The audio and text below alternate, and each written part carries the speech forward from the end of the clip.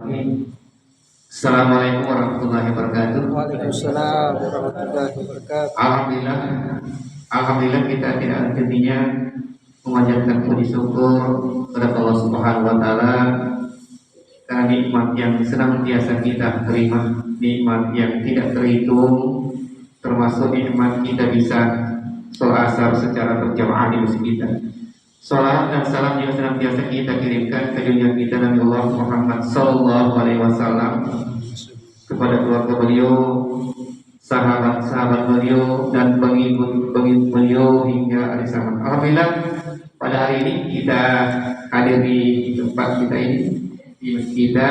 Insyaallah kita akan sama-sama mendengarkan ceramah berkaitan dengan pengurusan jenazah. Insyaallah nanti insyaallah dilanjutkan dengan praktek insyaallah, mulai dari berhenti dan mengumpulkan insyaallah, dan insyaallah nanti dibuka mungkin sesi tanya jawab nanti setelah sekitar 30 menit kalau bisa, nanti tanya jawab insyaallah.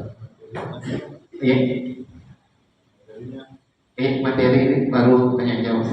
Iya insyaallah. Jadi ibu-ibu juga hadir insyaallah. Insyaallah nanti praktik ibu-ibu di lantai 2 insyaallah. Pada Ustaz.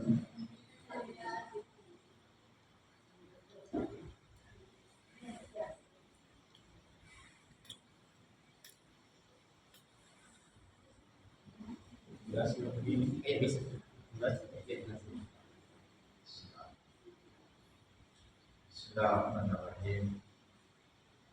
Alhamdulillahirabbil alamin. Wassalatu wassalamu ala asyrafil anbiya'i wal mursalin wa ala alihi wa sahbihi ajma'in. Tabi'ahum bi ihsanin ila yaumiddin. Amma ba'd. Bapak-bapak, ibu-ibu, hadirin dan hadirat jemaah yang dirahmati Allah. Assalamualaikum warahmatullahi wabarakatuh. Salam. Dikasih anu Ustaz. Dekat-dekat. Ya, baik.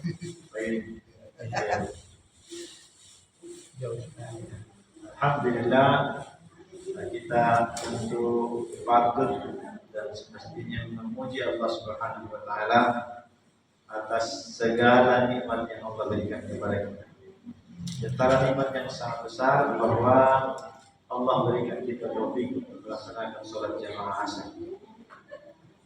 Jika orang berikan taufik untuk melaksanakan satu kewajiban, maka sebenarnya itu nikmat yang besar. Maka dalam ayat dikatakan la in syakartum la azidannakum, jika kamu bersyukur maka Allah akan tambahkan nikmat kepada. Ketika kita mensyukuri ibadah yang bisa kita laksanakan karena taufik Allah, maka ibadah berikutnya sebenarnya adalah tambahan nikmat dari Allah Ta'ala. Maka kalau ada orang yang tidak mensyukuri itu, misalnya mengatakan di badai sembahyang, selalu begini hidupku, saya rajin sholat, selalu berjamaah, kenapa begini-begini? Ya, berarti dia tidak menyadari bahwa ya, sholatnya selama ini sebenarnya adalah balasan dari sholat-sholat sebelumnya. Kenapa? Karena Allah menjanjikan pahala yang besar. Justru siapa yang melalaikannya, Allah mengancam dengan pahala yang dengan azab yang juga sangat pedih. Baik jemaah yang dirahmati Allah, karena kami diminta untuk memberikan materi pengantar untuk pelatihan penyelenggaraan jenazah, maka mudah-mudahan saya bisa memberikan walaupun hanya ringkas. Sebenarnya hari ini kami ada orang tua minta yayasan untuk rapat dan memasukkan waktu mulai dari tadi jam 9 tadi sampai tengah malam.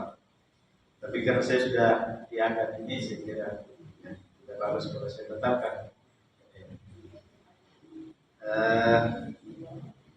Saya tulis secara ringkasannya supaya lebih sistematis dan bisa efisien waktu, apalagi diminta sementara dan tanya jawab, mudah bisa terlaksana. Jemaah dirahmati Allah, Bapak Ibu sekalian yang sama-sama berbahagia. Kalau kita membahas tentang jenazah dan penyelenggaraan jenazah, ya, itu adalah satu ibadah atau kewajiban sifatnya fardu kifayah. Fardu kifayah.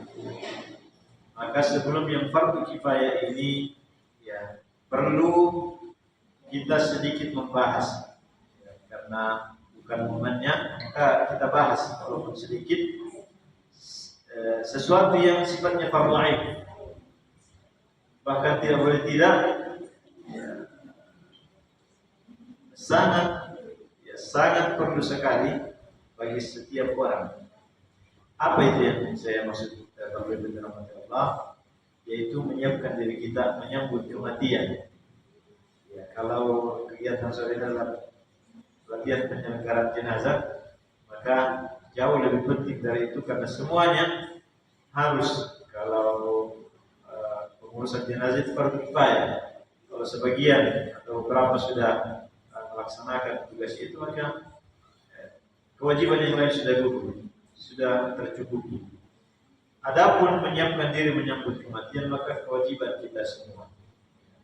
Allah Ta'ala mengingatkan kita, ya ayyuhalladzina amanu taqullaha haqqa tuqatih.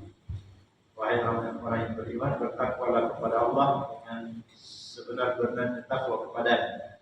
Wala taqutunna illa wa antum muslimun, dan jangan sesekali ada yang meninggal di antara kamu melainkan dia sudah betul-betul, ya, berislam, menyerahkan diri kepada Allah Subhanahu wa taala sebulan-bulan. Artinya sudah betul-betul melaksanakan ibadah tunduk kepada Allah Subhanahu wa taala. Sehingga ketika betul-betul tiba kematian itu, kita betul-betul sudah siap.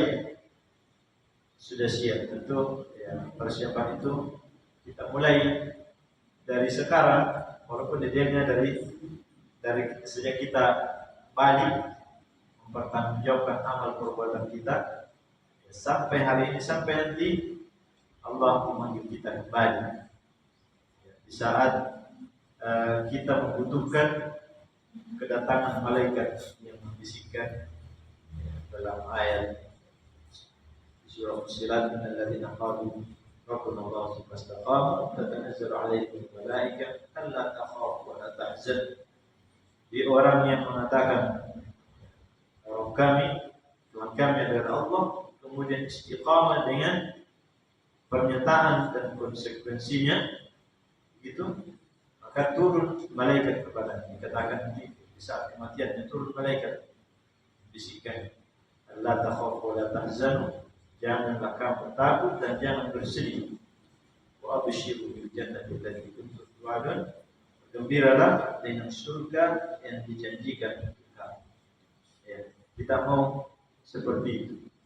Sebelum orang menyelenggarakan jenazah kita, yang memandikan, kafan, kemudian menguburkan, kita masing-masing sudah siap, termasuk juga menyiapkan, ya, orang lain, ya, keluarga kita, istri kita, orang-orang sekitar kita, dan, ya, yang lain-lain dalam bentuk mengingatkan dan nasihat.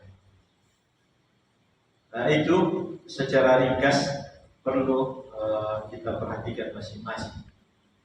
Yang kedua, tentu kalau kita ingin ketika kita meninggal, jenazah kita betul-betul diselenggarakan sesuai dengan tuntunan Nabi SAW, sehingga apa yang orang-orang lakukan semuanya menjadi syafaat, memberikan kebaikan kepada kita, doanya, ya, kafannya, memandikannya, mensolatkannya, menjadi syafaat bagi kita semua, ya, maka tentu kita perlu mempelajari syariat penyelenggaraan jenazah, ya, mulai dari awal sampai selesai penguburan, ya.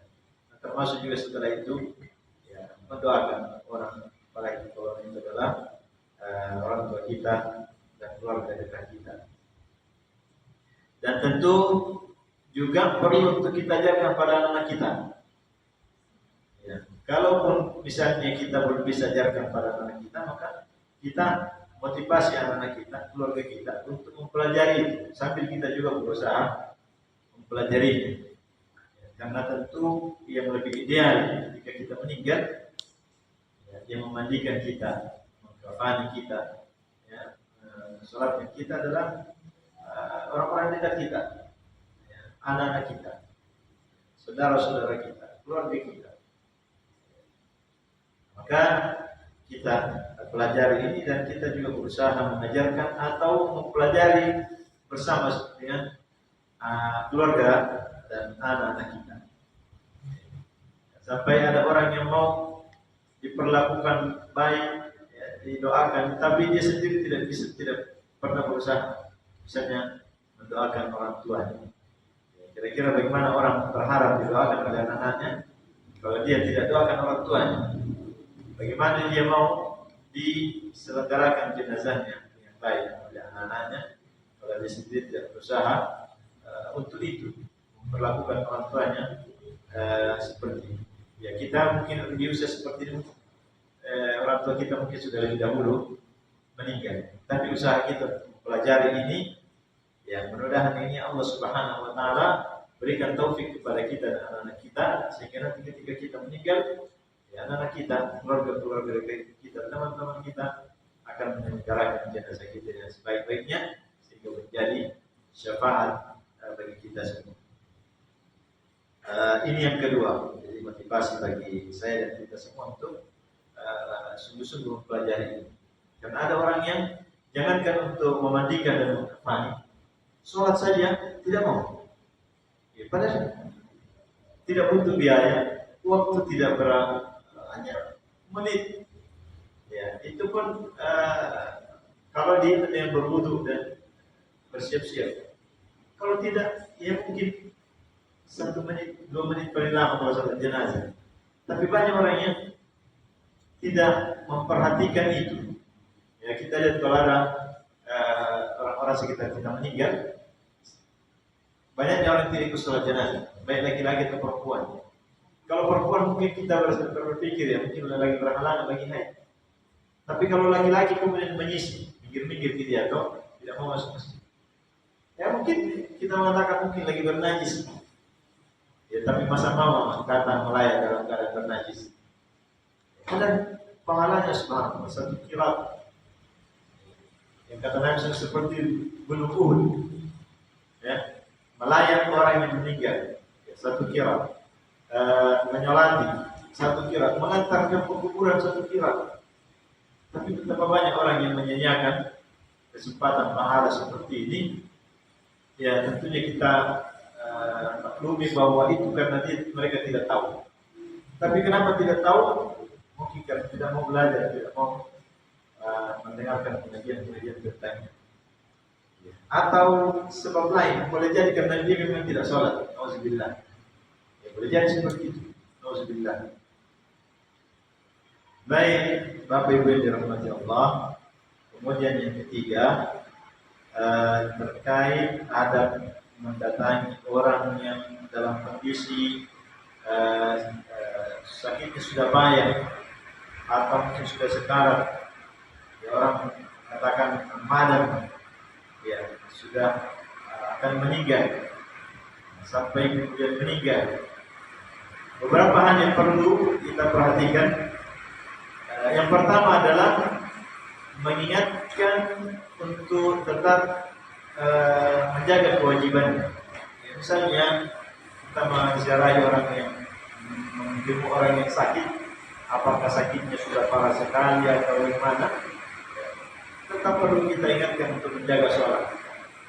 Karena selagi ingatannya masih ada, ya, maka dia tetap berkewajiban menjalankan sholat sesuai dengan kemampuannya. Ya.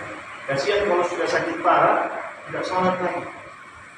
Sudah sakit, tidak sholat lagi. Ya. Apakah karena dia merasa sakit, sakitnya menghalangi, ataukah memang tidak sholat? Alhamdulillah. Sekali lagi, ya, ada banyak orang seperti itu karena tidak sholat. Jadi kalau sakit ini dia tidak tahu lagi apa yang harus dilakukan. Dia tidak tahu apa yang harus dilakukan kalau sakit atau tidak bisa wudhu. Karena tidak pernah dipelajari hukum-hukumnya. Padahal dalam setiap kesusahan kami dengan kemudahan. Ya, perlu kita ingatkan untuk tetap menjaga sholatnya. Ya. Kalau dia masih ingatannya masih ada. Kalau dia mungkin kita ingatkan kalau sakitnya sudah parah, kalau kita ingatkan tentang kewajiban-kewajiban yang lain. Sejelas itu nanti. Jadi ingatkan juga tentang kewajiban-kewajiban yang lain.